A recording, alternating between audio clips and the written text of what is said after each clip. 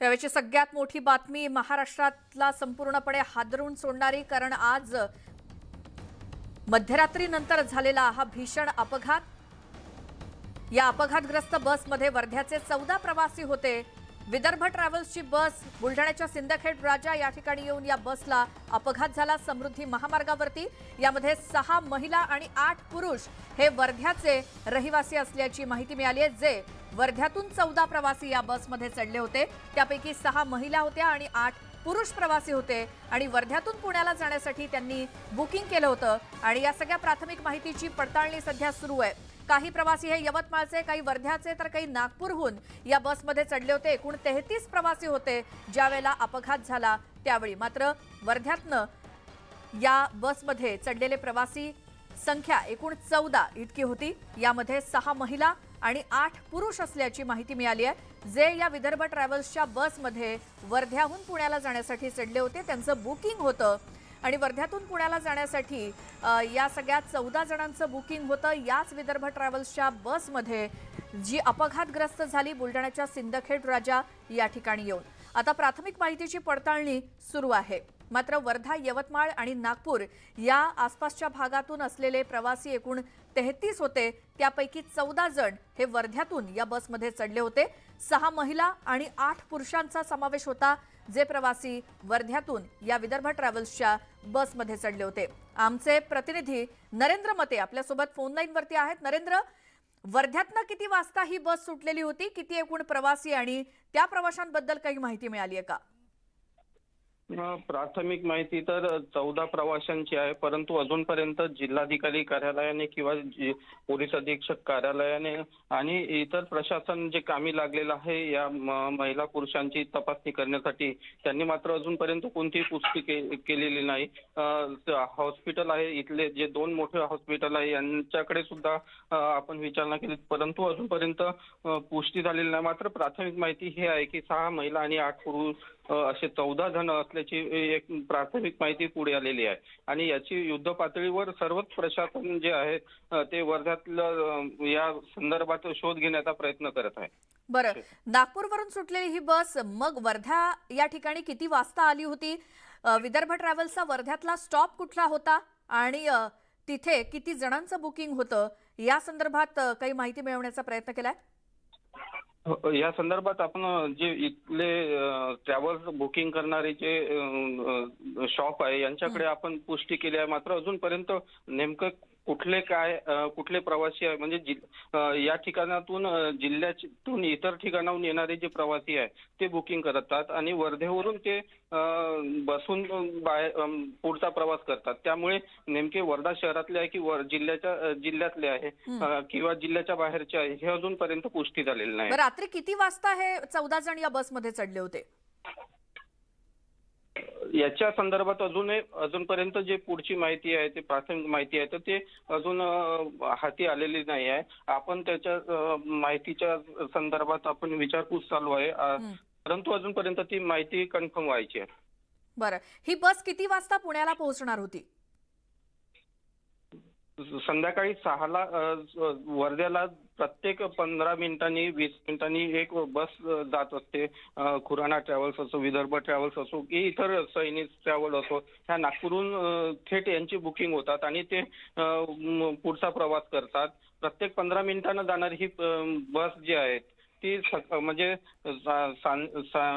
सायंकाळी 6 वाजता सुटलेली बस ती पहाटे 6 वाजता ती पुण्याला पोहोचतात। म्हणजे असा जो प्रवास आहे त्यांचा, या प्रवासाच्या संदर्भात अजूनपर्यंत ट्रॅव्हल्स जे असोसिएशन आहे त्यांच्याकडून अजूनपर्यंत कोणती माहिती मिळाली नाही। बरं नरेंद्र, धन्यवाद या सगळ्या माहितीसाठी। वर्ध्यातनं काही प्रवासी या बसमध्ये चढले होते, 14 प्रवासी होते, त्यांचं बुकिंग होतं असं कळतंय। यामध्ये 6 महिला आणि 8 पुरुष प्रवासी होते। काही प्रवासी हे नागपुरातनं चढले होते, काही यवतमाळमधनं सुद्धा चढले होते आणि दररोज संध्याकाळपासनं विदर्भ ट्रॅव्हल्स किंवा आणखी अशा ट्रॅव्हल्सच्या बसेस समृद्धी महामार्गावरून रोज प्रवास करत असतात पुण्याच्या दिशेनं किंवा आणखी काही भागामध्ये। मात्र काल संध्याकाळी सुटलेली ही बस विदर्भ ट्रॅव्हल्सची होती आणि ज्यामध्ये 33 प्रवाशांना घेऊन ही बस पुण्याच्या दिशेला चालली होती। आता यावेळची सगळ्यात मोठी अपडेट ती म्हणजे मुख्यमंत्री एकनाथ शिंदे यांच्याकडून मृतांच्या कुटुंबियांच्या वारसांना मदत घोषित करण्यात आली आहे. सरकारकडून राज्य सरकारकडून मृतांच्या वारसांना 5 लाखांची मदत जाहीर करण्यात आलेली आहे. एकूण 25 प्रवासी या बस दुर्घटनेमध्ये मृत्युमुखी पडले. त्या मृतांच्या वारसांना 5 लाखांची मदत जाहीर करण्यात आली आहे. 33 प्रवाशांपैकी 8 जणांचा जीव वाचलाय, मात्र 25 जण या बसमध्ये लागलेल्या आगीमध्ये होरपळून त्यांनी आपला जीव गमावलाय. त्या सर्व मृतांच्या कुटुंबियांच्या वारसांना प्रत्येकी 5 लाखांची मदत राज्य सरकारकडून जाहीर करण्यात आली आहे. आताची सगळ्यात मोठी बातमी, मुख्यमंत्री एकनाथ शिंदे यांनी तशी घोषणा केली आहे. कारण इतका मोठा अपघात आणि या समृद्धी महामार्गावरती घडलेला हा अपघात बस डिवायडरवरती आदळली असं सांगितलं जातं आणि त्यानंतर डिझेल टाकीचा ब्लास्ट होऊन या बसला क्षणार्धात आग लागली. संपूर्ण बस आगीच्या भक्ष्यस्थानी पडली आणि 25 जणांचा यामध्ये होरपळून मृत्यू झालाय. त्यांची आता ओळख पटवणं सुद्धा कठीण झालेलं आहे. डीएनए चाचणीच्या आधारे आता ओळख पटवण्याचं काम सुरू केलं जात आहे. आणि याच संदर्भात आपण अधिक बोलूयात. महाराष्ट्राचे मुख्यमंत्री एकनाथ शिंदे स्वतः आपल्यासोबत फोन लाईन वरती आहेत. शिंदे साहेब, खूप मोठी दुर्घटना, भीषण अपघात समृद्धी महामार्गावरती आज घडलाय. झालेली घटना अतिशय मोठी आणि दुर्दैवी आहे. या दुर्घटनेमध्ये बस अपघातात डिझेल टँकला आग लागून आगीमध्ये 25 लोकांचा दुर्दैवी मृत्यू झालाय. 8 लोक जखमी आहेत. मी स्वतः एसपी, आयजी आणि कलेक्टरशी बोलतोय. त्यांना मृतांना उत्तमोत्तम उपचार मिळाले पाहिजेत, चांगले उपचार मिळाले पाहिजेत, त्यांचा जीव वाचला पाहिजे, अशा प्रकारच्या सूचना दिल्या आहेत. आणि मृत जे आहेत त्यांची ओळख पटवण्याचं काम आपले प्रशासकीय अधिकारी करतायत. त्याच्या मागे त्यांचा प्रयत्न सुरू आहे. आणि मृतांच्या नातेवाईकांना देखील शासनाच्या वतीने 5 लाख रुपयाची मदत देण्याचा निर्णय घेतलाय. आणि जखमींचा सर्व खर्च जो आहे सरकार करेल, अशा प्रकारच्या सूचना दिल्या. त्याचबरोबर हे असे प्रकारचे वारंवार अपघात होता कामा नये यासाठी देखील उपाययोजना त्याच्यावर सुरू आहेत समृद्धीवर. त्यात आणखी काय आपल्याला करावं लागेल, कारण हे अपघात बरेचसे असे आढळून आले की जादा स्पीड, ओव्हर स्पीडने गाड्या चालवल्यामुळे अपघात होत आहेत. पण त्यासाठी जे जे काही उपाय करण्याची आवश्यकता ते शासनाकडून केले जातील. बरं, तुम्ही स्वतः समृद्धी महामार्गावरती तुम्ही आणि उपमुख्यमंत्र्यांनी सुद्धा टेस्ट ड्राईव्ह घेतली होती ज्यावेळेला लोकार्पण होत होतं पहिल्या टप्प्याचं. मात्र या रस्त्यावरून प्रवास करत असताना हा रस्ता शेतकऱ्यांसाठी किंवा इतर व्यापाऱ्यांसाठी फायद्याचा ठरेल असं म्हणता अपघातच जास्त घडायला लागले. नाही, यामध्ये हेच तर दुर्दैवी आहे, दुःखद आहे. एवढा रस्ता जो आहे आज मोठ्या प्रमाणावर अंतर कमी करणे, वेळ कमी करणे, इंधन वाचवणे अशासाठी या रस्त्याचा उपयोग होतोय. शेतकऱ्यांना याचा लाभ होतोय. परंतु रात्रीच्या वेळेस, पहाटेच्या वेळेस जे ड्रायव्हर्स आहेत त्यांनी कंट्रोलमध्ये गाड्या चालवण्याची आवश्यकता आहे, नियमांचं पालन करण्याची आवश्यकता आहे. आणि दुर्दैवाने काही अपघात ओव्हर स्पीडने गाडी चालवल्यामुळे झाले, अशा प्रकारचं निदान समोर आलेलं आहे. परंतु जे यापुढे भविष्यामध्ये असे अपघात टाळता येतील का, त्यासाठी आवश्यक ज्या काही योजना त्या करण्याच्या आवश्यक आहेत त्या नक्की त्याच्या सूचना दिल्या. बरं, स्थानिक लोकप्रतिनिधींनी सांगितलं की अधिवेशनामध्ये हा मुद्दा उपस्थित आम्ही करणारच आहोत, कारण अपघातांचं प्रमाण वाढले आणि त्यात आता आजच्या भीषण अपघाताची भर पडलेली आहे. त्यामुळे स्ट्रिक्टली काही नियम लागू करण्याची अतिशय गरज आहे असं तुम्हाला वाटतंय की स्पीड लिमिट बाबत किंवा आणखीन काही नियम समृद्धी महामार्गावरून प्रवास करत असताना प्रकारच्या उपाययोजना ऑलरेडी तिथे केल्या. त्याच्या QRV आपण 20-25 ठेवलेले आहे. आणखी काय करायला लागेल तेही आपण करू.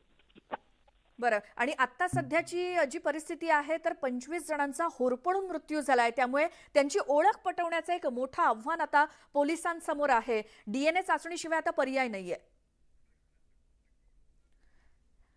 मुख्यमंत्री एकनाथ शिंदे आपल्यासोबत फोन लाईन वरती होते आणि त्यांनी या संदर्भात वक्तव्य केलंय की समृद्धी महामार्गावरून वाहनांनी किंवा वाहन चालक ज्या पद्धतीने प्रवास करतायत त्यांनी एक शिस्त पाळणं गरजेचं आहे, किंवा जे स्पीड लिमिट आहे किंवा वेगावरती जे कंट्रोल असणं गरजेचं आहे ते स्ट्रिक्टली या सगळ्या वाहन चालकांनी पाळणं गरजेचं आहे. कारण हा समृद्धी महामार्ग व्यापाऱ्यांसाठी आणि शेतकऱ्यांसाठी किंवा अंतर कमी करण्यासाठी किंवा मग कमीत कमी वेळेमध्ये हा टप्पा गाठण्यासाठी ज्या समृद्धी महामार्गाची निर्मिती करण्यात आली आहे, मात्र त्यापेक्षा जास्त अपघातच या समृद्धी महामार्गावरती घडतायत. आणि आज आणखी एका भीषण अपघाताची भर या समृद्धी महामार्गाच्या वरती पडली आहे आणि त्यात थोडक्या नाही तर 25 जणांचा यात होरपळून मृत्यू झालाय. 33 जण या विदर्भ ट्रॅव्हल्सच्या बसमधून प्रवास करत होते. आणि याच संदर्भात न्यूज 18 लोकमतशी बोलताना मुख्यमंत्री एकनाथ शिंदे यांनी वक्तव्य केलंय की या संदर्भात ठोस अशा उपाययोजना करणं गरजेचं आहे आणि आताच्या अपघातासंदर्भात मृतांच्या नातेवाईकांना 5 लाखांची मदत राज्य सरकारकडून घोषित करण्यात आलेली आहे. त्याचसोबत जखमींचा सगळा खर्च सुद्धा राज्य सरकार उचलणार आहे.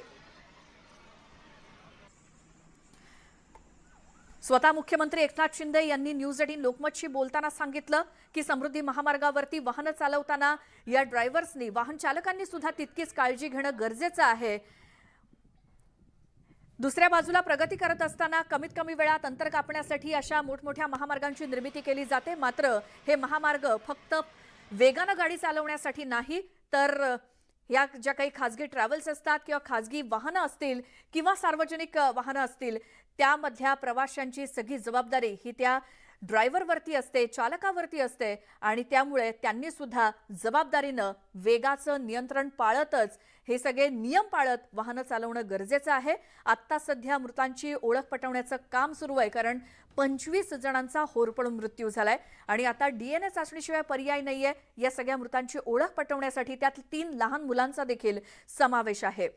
ज्यांचे कोणाचे नातेवाईक या अपघातामध्ये मृत्युमुखी पडलेत ते सगळे व्यक्ती त्यांच्यापर्यंत ही बातमी पोहोचली आहे की नाही हे सुद्धा आत्ताच्या क्षणाला सांगणं कठीण आहे. मात्र जसशी ही वाऱ्याच्या वेगानं बातमी पसरते संपूर्ण महाराष्ट्रभर, संपूर्ण देशभर, त्यानुसार आता हे नातेवाईक तिथपर्यंत धाव घेतील आणि आपल्या नातेवाईकाचा मृतदेह आपल्या ताब्यात मिळवण्यासाठी प्रयत्न करतील. मात्र पोलिसांसमोर आणि त्याचसोबत इतर सगळ्या प्रशासनासोबत समोर सुद्धा मोठं आव्हान आहे या सगळ्या मृतांची ओळख पटवण्याचं.